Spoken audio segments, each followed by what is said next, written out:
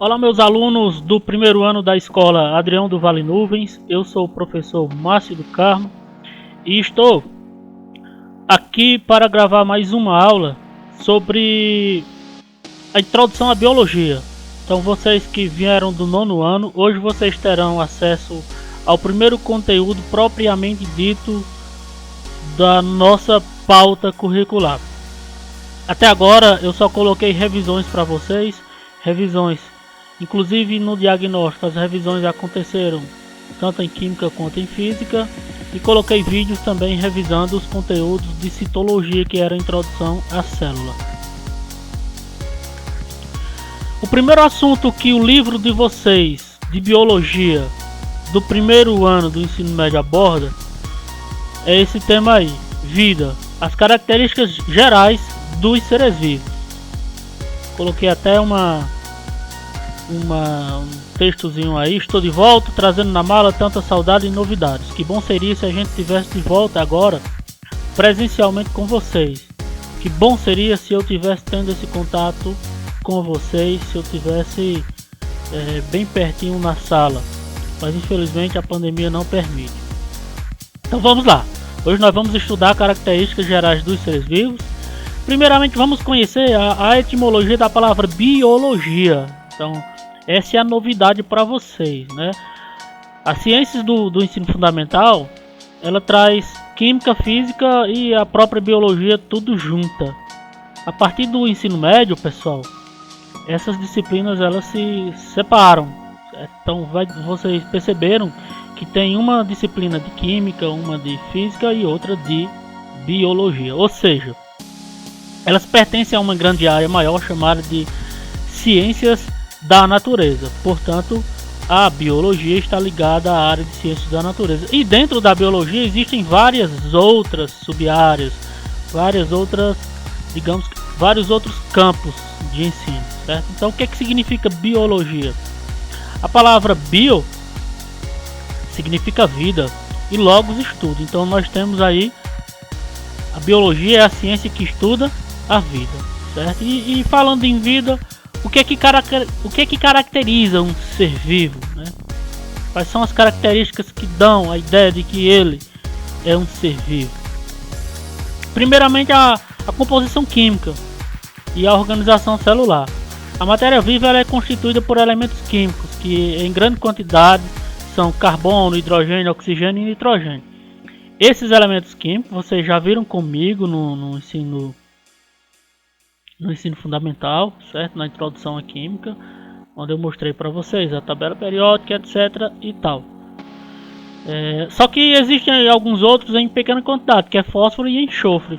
Então, para que vocês não esqueçam, os elementos químicos que estão mais presentes na composição dos seres vivos são os elementos carbono, hidrogênio, oxigênio e nitrogênio, certo? Para que vocês não esqueçam, eu coloquei essa sigla aqui, ó, CHOMPS. C de carbono, H de hidrogênio, O de oxigênio, N de nitrogênio, P de fósforo, porque fósforo na tabela periódica é com P, e S de enxofre, porque S é o símbolo do elemento químico enxofre na tabela periódica. Então esses elementos eles formam mais substâncias orgânicas, que são as proteínas, os açúcares, as gorduras e os ácidos nucleicos que vão formar as células. E quanto às células, os seres vivos podem ser unicelulares, são aqueles que possuem apenas uma única célula, ou podem ser pluricelulares. Nós, por exemplo, da espécie humana, somos pluricelulares, porque nós temos aí trilhões de células.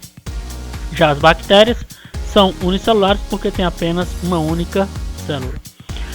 Outra característica que define a vida também é a presença do metabolismo, que são as transformações químicas, né? É a montagem e a desmontagem da composição das substâncias para que haja a obtenção de energia. Nesse momento, por exemplo, em nossas células está ocorrendo a respiração celular. Isso é um metabolismo. Essa transformação química permite com que haja a transformação da glicose, que nós consumimos através dos alimentos que nós ingerimos. Essa glicose é um carboidrato e é ela que vai dar o fornecimento de energia para o funcionamento do nosso corpo.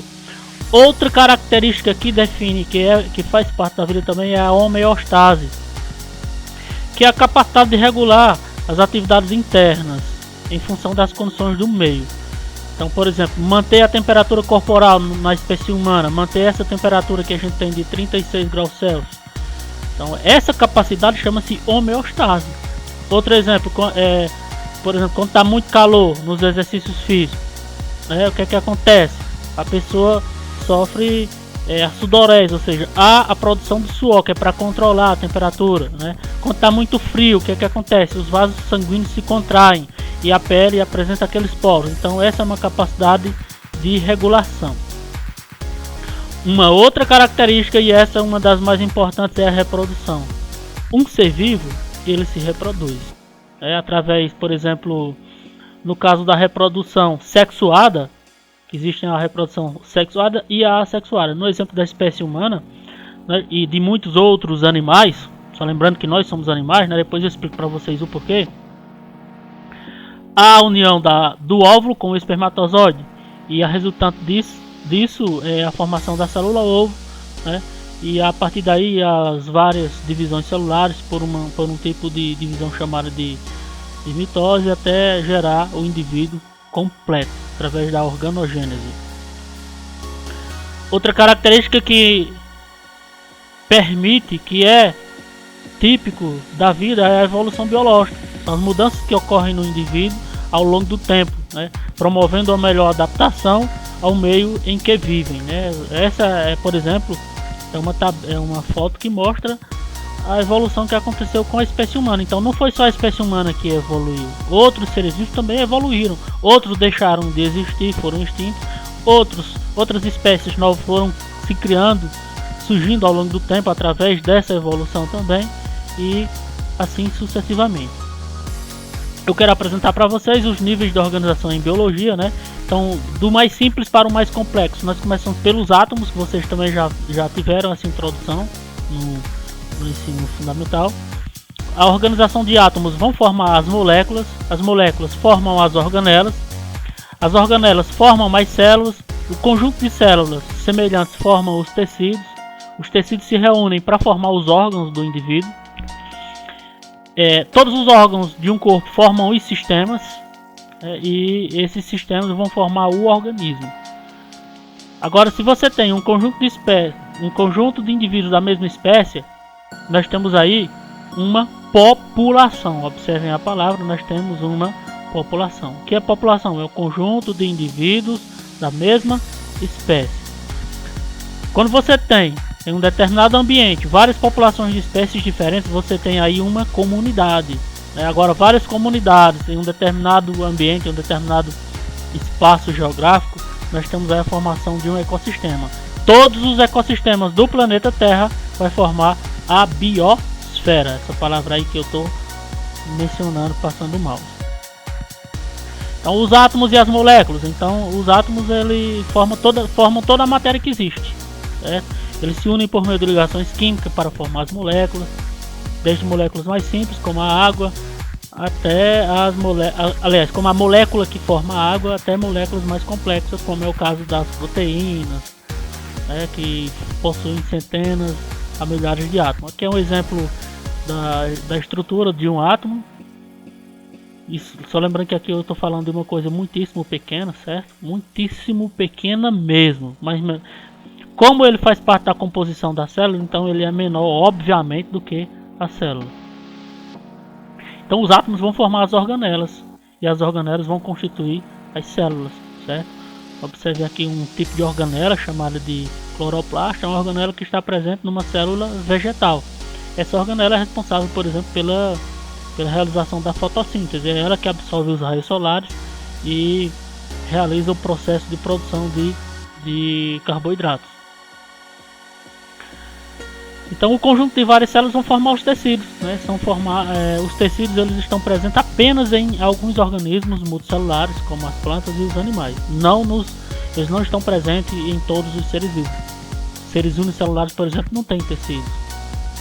Órgãos e sistemas. Todos os órgãos são formados por uma sequência de tecidos, E vários órgãos desempenhando uma função semelhante formam os sistemas, como por exemplo é o sistema digestivo do nosso corpo, que tem a função aí de receber a alimentação primeiramente pela boca, e vários órgãos estão empenhados nessa função para que nós possamos absorver os nutrientes. Então é uma sequência, né? Só para título de revisão, a sequência desses órgãos é boca, esôfago, estômago, intestino delgado, intestino grosso e ânus. Essa é uma sequência aí dos órgãos que fazem o sistema digestório.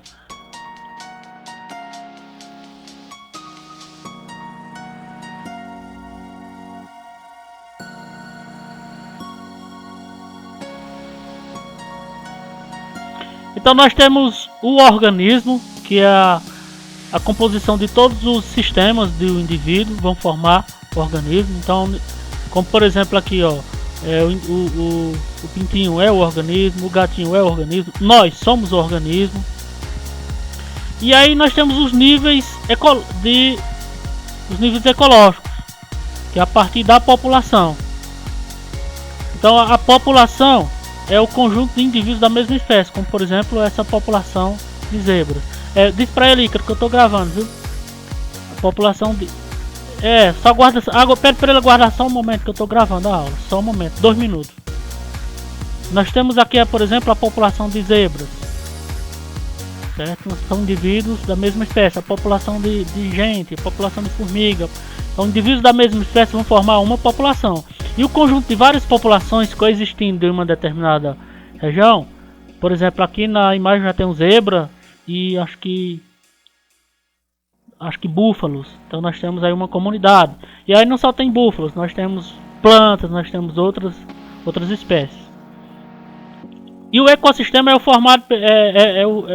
conjunto formado pela interação da biocenose e do biótipo. O que é biocenose? A comunidade. Então quando as comunidades se interagem, né, como você tem pássaros, árvores, coelho, insetos, tudo isso interagindo em um determinado ambiente, nós temos aí o ecossistema. Todos os ecossistemas do nosso planeta vão formar a biosfera. Então é a hierarquia mais alta, né, que é a camada superficial do nosso planeta, que abriga a vida. Então ela reúne todos os ecossistemas. Só para vocês terem uma ideia, esfera significa ao redor e bios, vida. Então é toda camada que reúne a vida. Aqui é novamente uma sequência desses níveis de organização, para vocês entenderem. Voltando aqui novamente, por exemplo, elefante e árvore são organismos. Eles são formados por um sistema de órgãos, né? Esses órgãos são formados por tecidos. Esses tecidos, por sua vez, são formados por organelas. Aliás, por células. Essas células são formadas por organelas, que são formadas por moléculas, que são formadas por átomos. Começando aqui agora novamente pelo organismo elefante e árvore. Então um conjunto de vários elefantes forma uma população, assim como um conjunto de várias árvores, uma população de árvores. Se você tem elefante e zebras, nós temos uma comunidade. Se você tem elefantes, zebras e árvores, e o ar, a água, formam o que? Um ecossistema. E o conjunto de tudo isso é a biosfera. Muito obrigado, tenha uma boa noite. Aproveite sempre para estudar. Um forte abraço a todos.